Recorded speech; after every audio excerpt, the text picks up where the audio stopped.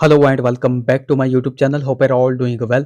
तो आज हम यहाँ पर हिमाचल के कुछ क्वेश्चंस को यहाँ पर डिस्कस करेंगे। ये क्वेश्चंस देखो आपके प्रीवियस एग्जाम्स में पूछे जा चुके हैं, तो संभावना है कि आपके आने वाले हमीरपुर बोर्ड हो गया, चाहे शिमला बोर्ड हो गया, या फिर कांस्टेबल का एग्जाम हो गया, उन एग्जाम्स में यह क्वेश्चन जो है तो आपके आने वाले एग्जाम्स के लिए बेनिफिशियल साबित होने वाले हैं। इससे पहले हमने पार्ट 4 यानी कि 4 वीडियोज़ ऑलरेडी डिस्कस करके रखी हुई हैं। तो अगर आपने वो वाली वीडियोज़ अभी तक नहीं देखी है, तो इस वीडियो के डिस्क्रिप्शन में जाएँ, वहाँ पर हिमाचल क्वेश्चंस लक्ष्य सीरीज़ करके लिंक दिया गया होगा। उस लिंक पर क्लिक करके आप उन वीडियोज़ को देख सकते हैं। बाकी आज हम यहाँ पर पार्ट नंबर 5 को डिस्कस करेंगे और इन क्वेश्चंस को हम बिल्कुल डिटेल में डिस्कस करेंगे। बाकी देखो, अभी तक अगर आपने हमारे चैनल को सब्सक्राइब नहीं किया है, तो चैनल को ज़रूर से सब्सक्राइब कर दें, साथ में बेल आइकन को प्रेस करना बिल्कुल भी ना भूलें। साथ में अभी तक अगर आपने इस वीडियो को लाइक नहीं किया है, तो जरूर से वीडियो को लाइक कर दें। तो चलिए फिर बिना टाइम वेस्ट किए वीडियो को शुरू करते हैं। Kiarda Dun valley is found in which of the following division. तो क्यारदादुन घाटी निम्नलिखित में से किस प्रभाग में पाई जाती है। तो क्यारदादुन वैली की यहाँ पे बात आई है, तो आप सभी को पता होना चाहिए क्यारदादुन वैली को ही जो है तो पोंटा वैली भी हम कहते हैं, या फिर हम इसको सिरमौर वैली भी कहते हैं। तो यहाँ पर आपको पता चल गया कि क्यारदादुन घाटी कहाँ पर पाई जाती है, कौन से जिले में पाई जाती है। तो ये पाई जाती है सिरमौर जिले में। इस क्वेश्चन का राइट ऑप्शन जानने से पहले मैं आपको 2-3 पॉइंट्स बताऊंगा, आपको इस क्वेश्चन का राइट ऑप्शन वहीं पर पता चल जाएगा। तो देखो, कई बार आपसे पूछा जाता है कि कौन सी ऐसी नदी है जो सिरमौर को लगभग 2 भागों में विभाजित करती है। तो वह कौन सी नदी है, तो वो हो जाएगी गिरि नदी। कौन सी हो जाएगी? गिरि नदी। मान के चलो ये है हमारा सिरमौर, तो सिरमौर में के बीच में बहती है कौन सी नदी है, तो ये है गिरि नदी। तो गिरि नदी सिरमौर को लगभग 2 भागों में विभाजित करती है, ये आपको पता चल गया। और यही वो 2 भाग हैं जिनको हम जो है तो ट्रांसगिरी और सिसगिरी रीजन कहते हैं। क्या कहते हैं? एक को हम ट्रांसगिरी रीजन कहते हैं और एक को सिसगिरी रीजन कहते हैं, जो कि आपसे इसी क्वेश्चन में पूछा गया था कि क्यारदादुन घाटी निम्नलिखित में से किस प्रभाग में पाई जाती है। तो यह बोथ सिसगिरी डिवीजन में भी पाई जाती है और ट्रांसगिरी डिवीजन में भी पाई जाती है। इसलिए इस क्वेश्चन का राइट ऑप्शन क्या हो जाएगा? ऑप्शन सी यहाँ पर करेक्ट हो जाएगा। तो यहाँ पर हमने देखा क्यारदादुन वैली कहाँ पर है, तो वो है सिरमौर जिले में। अच्छा, कुछ एक इंपॉर्टेंट वैलीज हैं जो कि आपको पता होनी चाहिए, जैसे कि सोलन जिले की कुछ एक इंपॉर्टेंट वैलीज हैं, जैसे कि दून वैली हो गई, सपरून वैली हो गई, कुनिहार वैली हो गई, गंभर वैली, सरसा वैली। तो ये इंपॉर्टेंट वैलीज कहाँ की हैं? तो ये हैं सोलन जिले की, और बहुत बार एग्जाम में पूछी गई हैं। उसी तरह मंडी जिले में भी कुछ एक इंपॉर्टेंट वैलीज हैं जो कि आपको पता होनी चाहिए, जैसे कि इमला विमला वैली कहाँ पर है, तो ये है मंडी जिले में, ये आपको पता होना चाहिए। उसी तरह आपसे पूछा जाता है चौहार वैली, ये कहाँ पर है, तो ये भी मंडी जिले में है। उसी तरह आपसे पूछा जाता है चौंतरा वैली, ये कहाँ पर है, तो ये भी मंडी जिले में ही पाई जाती है। अच्छा, मंडी की सबसे उपजाऊ, सबसे फर्टाइल वैली कौन सी है, तो वो आप सभी को पता होगा, तो वो हो जाएगी बल्ह वैली। और ये क्वेश्चन बहुत बार हमीरपुर बोर्ड में पूछा जा चुका है, ये भी आपको पता होना चाहिए। साथ ही साथ valley of honey and milk, यानी कि दूध और शहद की घाटी किस वैली को कहा जाता है, तो वो चंबा वैली को कहा जाता है, वो भी आपको पता होना चाहिए। अच्छा, वैली ऑफ गॉड्स किसको कहा जाता है, तो वैली ऑफ गॉड कहा जाता है कुल्लू घाटी को, ये भी आपको ध्यान में रखना है। किसको कहा जाता है? कुल्लू वैली को। एक इंपॉर्टेंट क्वेश्चन मैं आपको बताऊंगा जो कि आपने ध्यान में रखना है।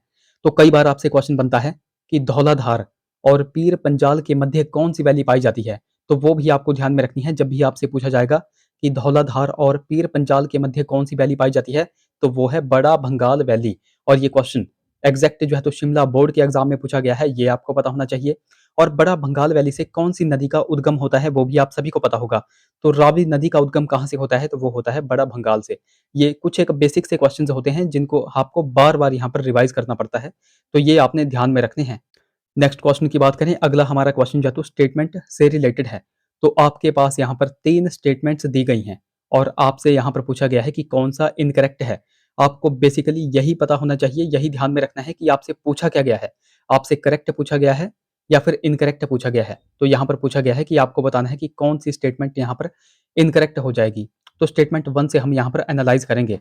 तो स्टेटमेंट 1 है, Chandrakup lake is formed due to hydro project on river Ravi. तो चंद्रकूप झील रावी नदी पर जल परियोजना के कारण बनी हुई है। तो क्या यह सही स्टेटमेंट हो जाएगी? जी नहीं, यह स्टेटमेंट यहाँ पर गलत हो जाएगी, क्योंकि यह जो है तो चंद्रकूप झील नहीं है, बल्कि इस झील का नाम है चमेरा झील। तो जो चमेरा झील है वो जो है तो रावी नदी पर जल परियोजना के कारण बनी हुई है। तो ये आपको पता चल गया, स्टेटमेंट 1 यहाँ पर इनकरेक्ट हो गई। अच्छा, स्टेटमेंट 2 की बात करते हैं।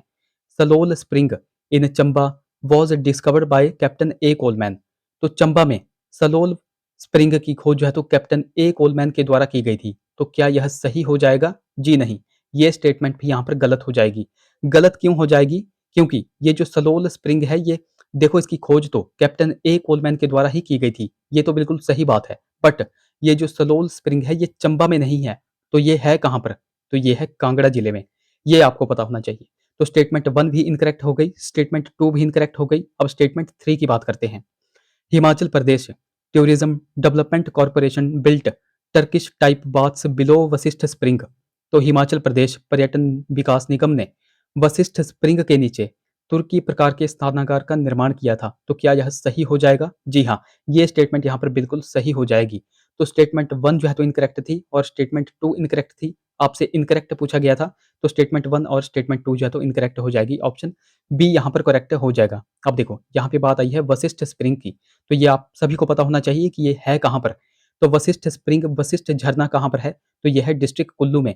अब कुल्लू में कुछ और भी झरने हैं, कुछ और भी वाटरफॉल हैं जो कि आपको पता होने चाहिए, जिनमें एक तो हमने देखा वशिष्ठ झरना, उसी तरह खीर गंगा झरना हो गया, कसोल हो गया, मणिकर्ण हो गया, उसके बाद राहला वाटरफॉल। और ये क्वेश्चन बहुत बार हमीरपुर बोर्ड में पूछा गया है।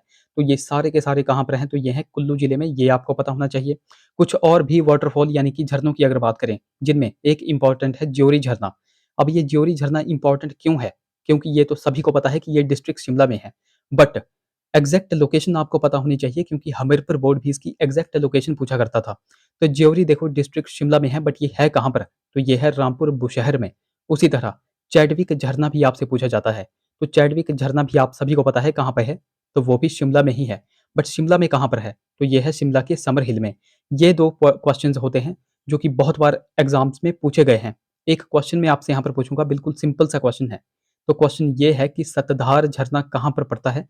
वो देखो आप नीचे कमेंट्स में मुझे बताओगे कौन से जिले में यहाँ पड़ता है। नेक्स्ट क्वेश्चन की बात करें, which of the following places is known as present day Nalagarh. तो निम्नलिखित में से कौन सा स्थान आज के नालागढ़ के नाम से जाना जाता है? तो आप सभी को पता है नालागढ़ को पहले क्या बोला जाता था? तो वो बोला जाता था हिंडूर। ऑप्शन बी यहाँ पर करेक्ट हो जाएगा। अब कुछ और भी नाम हैं जो कि आपसे एग्जाम्स में पूछे जाते हैं, जैसे कि सुंदर नगर को पहले क्या बोला जाता था? तो सुंदर नगर को पहले जो है तो बनेड़ बोला जाता था, ये आपको ध्यान में रखना है। उसी तरह बैजनाथ को पहले क्या बोला जाता था? तो बैजनाथ को पहले कीरग्राम बोला जाता था। उसी तरह बिलासपुर को पहले क्या बोलते थे? तो बिलासपुर को पहले जो है तो कहलूर बोलते थे, ये तो आप सभी को पता होगा। उन्ना को पहले क्या बोलते थे? तो उन्ना का पुराना नाम था जसवां, ये भी आपको ध्यान में रखना है। उसी तरह आपको पता होगा कि नूरपुर को पहले जो है तो धमेरी बोला करते थे। नूरपुर को पहले धमेरी बोलते थे, तो धमेरी का नाम नूरपुर कैसे पड़ा था? तो धमेरी के उस टाइम जो है तो राजा हुआ करते थे जगत सिंह। तो जब जहांगीर अपनी पत्नी नूरजहां सहित जो है तो धमेरी घूमने आया था, तो उसी के सम्मान में वहां के राजा जगत सिंह ने धमेरी का नाम जो है तो नूरजहां के नाम पर नूरपुर रख दिया था। तो ये भी आपको पता होना चाहिए। उसी तरह आपसे पूछा जाता है कि सराहां, जो कि डिस्ट्रिक्ट शिमला में पड़ता है, उसका पुराना नाम क्या था? तो सराहां का नाम था शोणितपुर। क्या नाम था? शोणितपुर। ये भी आपको पता होना चाहिए। मोस्ट मोस्ट इंपॉर्टेंट क्वेश्चन जो कि आपके एग्जाम में हमीरपुर बोर्ड में पूछा गया है, जुब्बल का पुराना नाम। तो जुब्बल का पुराना नाम क्या था? तो वो था देवरा। और ये क्वेश्चन आपको ध्यान में रखना है, ये क्वेश्चन एग्जाम में बन सकता है। तो ये कुछ एक इंपॉर्टेंट पॉइंट्स हमने यहाँ पर भी देख लिए, जो कि आपको ध्यान में रखने हैं। बाकी देखो, वीडियो अगर आपको हेल्पफुल लग रही होगी तो जरूर से वीडियो को लाइक करें। बाकी अभी तक अगर आपने हमको टेलीग्राम और इंस्टाग्राम पे फॉलो नहीं किया है तो वहां पर जाकर फॉलो जरूर कर लें। लिंक देखो आपको डिस्क्रिप्शन में मिल जाएगा। बाकी देखो, लिंक कई बार चलता नहीं है, तो आपको सिंपली टेलीग्राम पे जाना है और @लेट्स प्रिपेयर टू सर्च करना है, आपको हमारा चैनल मिल जाएगा। उसी प्रकार इंस्टाग्राम पे जाकर के आप हमें फॉलो कर सकते हैं। अगर कोई क्वेरी होगी तो आप मुझे इंस्टा पे मैसेज कर सकते हैं। नेक्स्ट क्वेश्चन की बात करें, अगला हमारा क्वेश्चन जो है तो स्टेटमेंट से ही रिलेटेड है। तो आपके पास यहाँ पर 2 स्टेटमेंट्स दी गई हैं और आपसे पूछा क्या गया है? आपसे पूछा गया है कि आपको बताना है कि कौन सी स्टेटमेंट यहाँ पर करेक्ट हो जाएगी। तो चलो, सबसे पहली स्टेटमेंट से हम यहाँ पर एनालाइज करते हैं। तो सबसे पहली स्टेटमेंट है, great Himalayan range runs along the eastern boundary and is cut across by Sutlej. तो महान हिमालय पर्वतमाला पूर्वी सीमा के साथ चलती है और सतलुज के द्वारा यह विभाजित होती है। तो क्या यह सही हो जाएगा? जी हाँ, ये स्टेटमेंट बिल्कुल सही हो जाएगी। अब स्टेटमेंट 2 को देखो, great Himalayan range separates the drainage of river Spiti from that of river Beas. तो यहाँ पर बोला क्या गया है, मान के चलो, देखो ये है पहाड़ी ग्रेट हिमालयन रेंज। तो होता क्या है, इसके ऊपर है स्पीति नदी और स्पीति नदी इधर की साइड जो है तो बह जाती है। और नीचे कौन सी है, तो नीचे है ब्यास नदी जो कि इधर की साइड बह बह जाती है। तो होता क्या है कि ये जो ग्रेट हिमालयन रेंज है, यही जो है तो सेपरेट करती है ड्रेनेज सिस्टम को। किस-किस रिवर के ड्रेनेज सिस्टम को यह सेपरेट करती है, तो एक तो स्पीति नदी के ड्रेनेज सिस्टम को यह सेपरेट करती है और एक ब्यास के ड्रेनेज सिस्टम को यह सेपरेट करती है। अगर मान के चलो यह ग्रेट हिमालयन रेंज यहाँ पर नहीं होती, तो क्या पता ये जो ब्यास नदी है यह यहाँ की ओर बह जाती और ये जो स्पीति नदी है यह यहाँ की ओर बह जाती है। तो यही आपसे क्वेश्चन में पूछा गया है कि great Himalayan range separate the drainage of river Spiti from that of river Beas. तो क्या यह सही हो जाएगा? बिल्कुल सही हो जाएगा, क्योंकि अभी हमने यहाँ पर डिस्कस किया। तो स्टेटमेंट 1 भी यहाँ पर सही है, स्टेटमेंट 2 भी यहाँ पर सही है।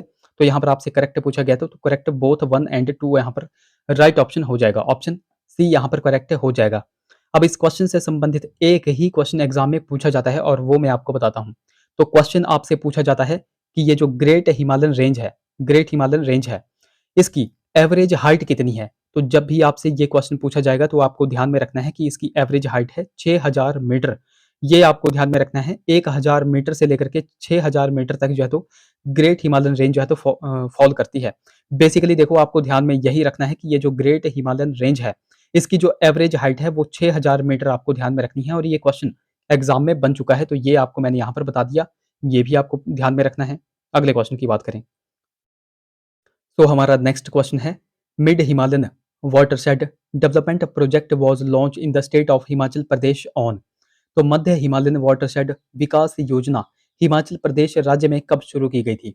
तो आपको ध्यान में रखना है कि ये जो Himachal Pradesh mid Himalayan watershed development project था, इसको हिमाचल में कब शुरू किया गया था? तो इसको हिमाचल में 1 अक्टूबर 2005 को शुरू किया गया था। और ये क्वेश्चन जो है तो एग्जैक्ट हमीरपुर बोर्ड में पूछा गया है, इसलिए मैंने इस क्वेश्चन को यहाँ पर लिया हुआ है। अब इस क्वेश्चन से संबंधित कुछ और भी पॉइंट्स यहाँ पर बनते हैं, कुछ और भी क्वेश्चंस एग्जाम में पूछे जाते हैं, तो वन बाय वन मैं आपको उन सारे के सारे क्वेश्चंस को बताऊंगा। तो सबसे पहले ये आपको यही ध्यान में रखना है कि ये जो mid Himalayan watershed development project है, इसकी स्थापना कब की गई थी? तो इसकी स्थापना 1 अक्टूबर 2005 को की गई थी। ये आपको पता चल गया। दूसरा क्वेश्चन यहाँ से बनता है कि इस प्रोजेक्ट को किसके सहयोग से शुरू किया गया था? तो इस प्रोजेक्ट को वर्ल्ड बैंक के सहयोग से शुरू किया गया था, ये आपको ध्यान में रखना है। उसके बाद आपसे पूछा जाता है कि शुरुआत में जब इस प्रोजेक्ट को हिमाचल में शुरू किया गया था, तो यह हिमाचल के कितने जिलों में शुरू किया गया था? तो यह हिमाचल के 10 जिलों में शुरू किया गया था। अच्छा, 2 जिले यहाँ पर छूट गए थे, यानी कि 2 जिलों को छोड़ कर के जो है तो इस प्रोजेक्ट को लगभग हिमाचल के 10 जिलों में शुरू किया गया था, तो वो 2 जिले कौन-कौन से हैं? तो उनमें एक तो लाहौल स्पीति आ जाता है और एक आ जाता है किन्नौर। तो लाहौल स्पीति और किन्नौर को छोड़ कर के इस प्रोजेक्ट को हिमाचल के 10 जिलों में शुरू किया गया था, ये भी आपको पता होना चाहिए। तीसरा क्वेश्चन और मोस्ट इंपॉर्टेंट क्वेश्चन, ये तो आपको पता चल गया कि mid Himalayan watershed development project इसकी शुरुआत 2005 में हुई थी, बट यह बनकर के संपन्न कब हुआ था? यह प्रोजेक्ट जो है तो संपन्न कब हुआ था? तो एग्जैक्ट डेट आपको ध्यान में रखनी है, क्योंकि ये क्वेश्चन एग्जाम में बनता है। तो 31 मार्च 2017 को यह प्रोजेक्ट जो है तो बन करके तैयार हो गया था। तो ये सारे के सारे क्वेश्चन इस प्रोजेक्ट से संबंधित मैंने आपको बता दिए, जो कि आपको ध्यान में रखने हैं। अब कुछ और भी योजनाएँ हैं जो कि आपसे एग्ज़ाम्स में पूछी जाती हैं। बेसिकली जो हमीरपुर बोर्ड में पूछी गई हैं वही मैं आपको बताऊँगा। तो आपसे क्वेश्चन पूछा गया है कि डॉक्टर वाई एस परमार किसान स्वरोजगार योजना हिमाचल में कब शुरू की गई थी? तो ये भी आपको ध्यान में रखना है कि डॉक्टर वाई एस परमार किसान रोजगार योजना हिमाचल में शुरू की गई थी 2014 में। ये आपको पता चल गया।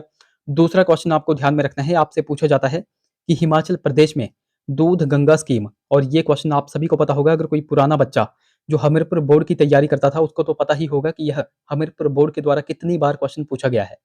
तो हिमाचल प्रदेश में दूध गंगा स्कीम को कब शुरू किया गया था? तो दूध गंगा स्कीम को 2009 में शुरू किया गया था, ये आपको ध्यान में रखना है। और दूध गंगा स्कीम को किसके सहयोग से शुरू किया गया था? तो इसको नाबार्ड के सहयोग से शुरू किया गया था, national bank for agriculture and rural development के सहयोग से इसको शुरू किया गया था। अच्छा, नाबार्ड की स्थापना कब की गई थी और नाबार्ड की स्थापना किस एक्ट के द्वारा की गई थी, वो देखो आप मुझे नीचे कमेंट्स में बताओगे। अगर आपको नहीं आता है, गूगल पे जाओ, सर्च करो, सर्च करने के बाद आकर के इस वीडियो के नीचे कमेंट करो। मैं आपको बहुत बार बोलता हूँ कि कमेंट करने से आपका ही फायदा है, जो चीज़ आप कमेंट कर देते हो वो चीज़ आप कभी भूलते नहीं हो। बाकी एक और क्वेश्चन मैं आपसे पूछता हूँ, तो क्वेश्चन ये है कि प्रधानमंत्री जन धन योजना, इसकी भी शुरुआत जो है तो सेंटर में कब की गई थी, वो भी आप देखो नीचे कमेंट्स में मुझे बताओगे। अगले क्वेश्चन की बात करें, नेक्स्ट क्वेश्चन की बात करें, jury in Shimla district of Himachal Pradesh is famous for. तो हिमाचल प्रदेश के शिमला जिले में ज्योरी किसके लिए प्रसिद्ध है? आप सभी को पता है ज्योरी जो कि शिमला जिले में है, यह किसके लिए प्रसिद्ध है? तो यह एक शिप ब्रीडिंग फार्म है, यानी कि भेड़ प्रजनन केंद्र है। ऑप्शन ए देखो यहाँ पर बिल्कुल करेक्ट हो जाएगा। अब हिमाचल में कुछ और भी भेड़ प्रजनन केंद्र हैं जो कि आपसे पूछे जाते हैं, तो आपको ध्यान में रखना है। पहले तो आपको यही पता चल गया कि शिमला में कहाँ पे है, तो वो है ज्योरी नामक जगह पर। कई बार आपसे किन्नौर का पूछा जाता है कि किन्नौर में कहाँ पर शिप ब्रीडिंग फार्म है, तो किन्नौर में कहाँ पर है, तो वह है करछम नामक जगह पर। ये भी आपको पता चल गया।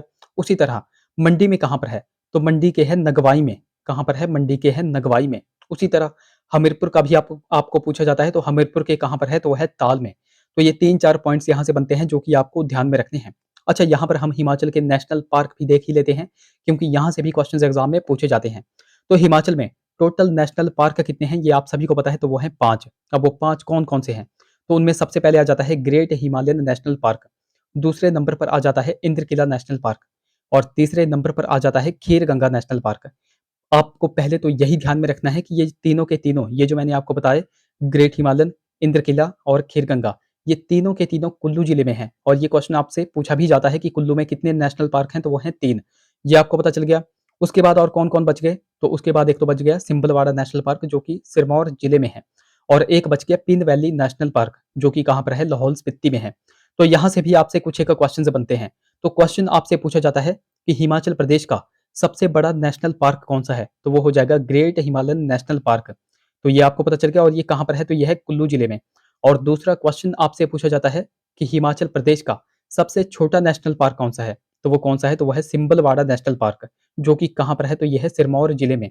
अब यहाँ से भी आपको कुछ एक पॉइंट्स पता होने चाहिए, जैसे कि ये जो ग्रेट हिमालयन नेशनल पार्क है, इसकी स्थापना कब की गई थी? तो इसकी स्थापना 1984 में की गई थी, जबकि ये जो सिंबलवाड़ा नेशनल पार्क है, इसकी स्थापना 2010 में की गई थी। ये डेट्स पर देखो आपको ज़्यादा फ़ोकस रखना है। मैं आपको बार-बार बोल रहा हूँ कि आगे आने वाले राज्य चयन आयोग में आप पर जो है तो डेट्स पर ही ज़्यादा फ़ोकस किया जाएगा। डेट्स ही आपसे ज़्यादातर यहाँ पर पूछी जाएँगी, क्योंकि देखो ये तो सभी को पता है कि ग्रेट हिमालयन नेशनल पार्क और सिंबलवाड़ा, ये सभी के सभी स्टूडेंट्स को पता है कि ये है कहाँ-कहाँ पर।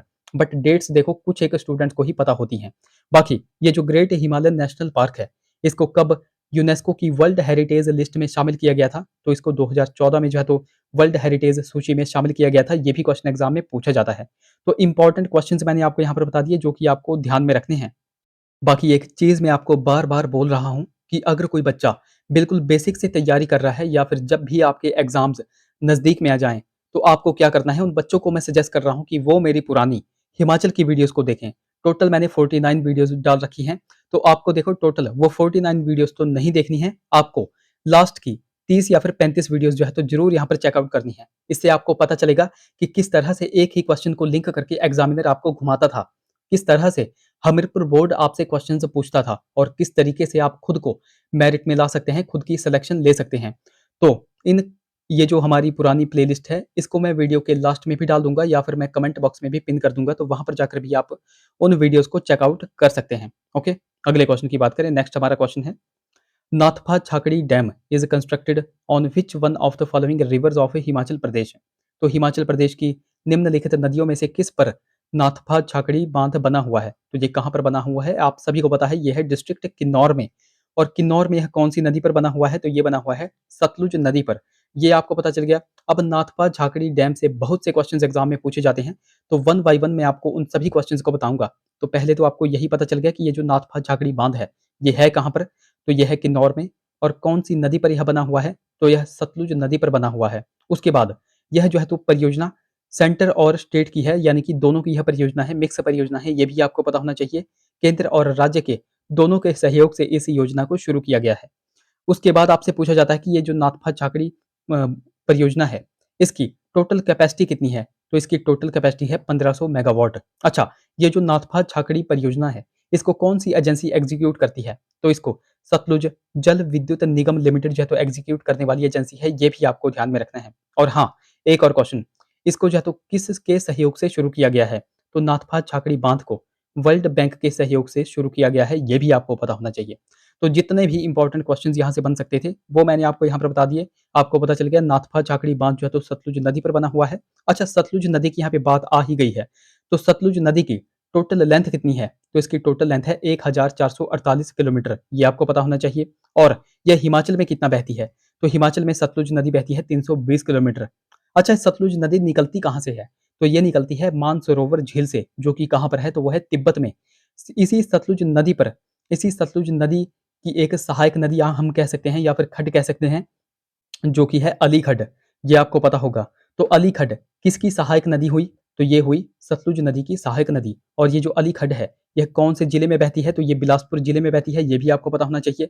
इसी खड्ड से हमने 2-3 क्वेश्चंस एग्जाम में यहाँ पर देखे हुए थे, जैसे कि अली खड्ड के किनारे किस जगह पर मत्स्य प्रजनन केंद्र है? तो ये तो आप सभी को पता होगा, जो कि एशिया का सबसे बड़ा मत्स्य प्रजनन केंद्र है, तो वो है द्योली नामक जगह पर।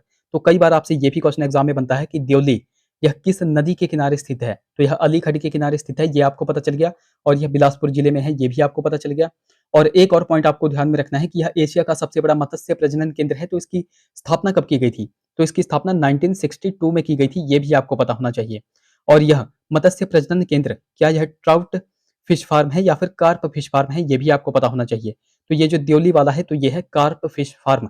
तो देखो, क्वेश्चन आपसे कहीं से भी पूछा जा सकता है, तो आपको हर एक तरीके से यहाँ पर तैयार रहना है। जैसे अली खड्ड का भी आपको पता होना चाहिए कि अली खड्ड बिलासपुर की किस पहाड़ी को 2 भागों में विभाजित करती है? तो वो कौन-सी पहाड़ी है? तो वो है बहादुरपुर पहाड़ी। अब देखो, जिस तरह से क्वेश्चंस को यहाँ पर मैंने लिंक किया है, उसी तरह से क्वेश्चंस को आपको भी लिंक करके चलना है। यहाँ पर मैं आपको बता दूँ कि कुछ एक बच्चे होते हैं, जो मेहनती तो होते हैं, पढ़ते हैं, बहुत पढ़ते हैं, बहुत सालों से तैयारी कर रहे हैं, लेकिन उनका एग्ज़ाम क्यों नहीं निकलता? क्योंकि वह बेसिक पढ़ना ही छोड़ चुके होते हैं। वह एडवांस की तरफ ज़्यादा चले जाते हैं। मैं आपको देखो पहले ही बता दूँ, ये सारे के सारे क्वेश्चंस जो मैंने आपके सामने यहाँ पर रखे हैं, ये सारे के सारे क्वेश्चंस आपके एग्ज़ाम में ही पूछे गए हैं। और यही वो बेसिक क्वेश्चंस होते हैं जो आपको आपकी मेरिट से या तो 1-2 नंबर से आपको बाहर कर देते हैं या फिर आपकी सिलेक्शन करवा देते हैं। तो मैं आपको वही बोलूँगा कि बेसिक क्वेश्चंस भी आपको पढ़ने हैं। अगर कोई बच्चा मेरी पुरानी वीडियोज़ को देखता होगा, तो उसको पता होगा कि बेसिक क्वेश्चंस को मैं पढ़ाता नहीं हूँ। बेसिक क्वेश्चन मैं बार-बार यहाँ पर पढ़वाता हूँ और उनको रटवा देता हूँ। तो वो आपने यहाँ पर करना है। बाकी ये सारे के सारे क्वेश्चंस हमने यहाँ पर देख लिए। कुछ और भी क्वेश्चंस की अगर बात करें, जैसे कि एक क्वेश्चन एग्ज़ाम में बनता है, ओहल किसकी सहायक नदी है? तो ये आप सभी को पता होगा कि यह ब्यास की सहायक नदी है। एक और क्वेश्चन एग्ज़ाम में बनता है कि ये जो सुकेती फॉसिल पार्क है, यह किस नदी के किनारे है? तो पहले तो आपको यही ध्यान में रखना है कि ये जो सुकेती फॉसिल पार्क है, ये कहाँ पर है? तो ये है डिस्ट्रिक्ट सिरमौर में। और ये कौन-सी नदी के किनारे है? तो ये है मारकंडा नदी के किनारे। ये आपको पता चल गया। एक क्वेश्चन मैं आपसे यहाँ पर पूछूँगा, तो क्वेश्चन ये है, चमेरा 1 परियोजना हो गई, चमेरा 2 परियोजना हो गई और चमेरा 3 परियोजना हो गई। तो यह हिमाचल प्रदेश के कौन से जिले में स्थित है और इनकी टोटल कैपेसिटी कितनी है और कौन-सी एजेंसी इनको एग्ज़ीक्यूट करने वाली है? वो देखो सारा का सारा आप नीचे कमेंट्स में मुझे बताओगे। ये हमने बहुत पहले जो है तो डिस्कस करके रखा हुआ है। तो देखो गाइज़, ये थे हमारे कुछ एक क्वेश्चन्स। आई होप वीडियो आपको इन्फॉर्मेटिव लगी होगी। बाकी जो हमारी हिमाचल की पुरानी वीडियोज़ होंगी, जो हमने पूरा पीछे 49 वीडियोज़ जो है तो डिस्कस की हुई हैं, तो वो अभी आप स्क्रीन पर भी देख सकते हैं। तो यहाँ पर क्लिक करके भी आप उन वीडियोज़ को देख सकते हैं। तो ये थे हमारे कुछ एक क्वेश्चंस। आई होप वीडियो आपको इन्फॉर्मेटिव लगी होगी। अगर वीडियो अच्छी लगी है तो ज़रूर से वीडियोज़ को लाइक करें, शेयर करें, चैनल को सब्सक्राइब करें तथा बेल आइकन को प्रेस करना बिल्कुल ही ना भूलें। तो चलिए मिलते हैं अब अगली वीडियो में। Till then take care.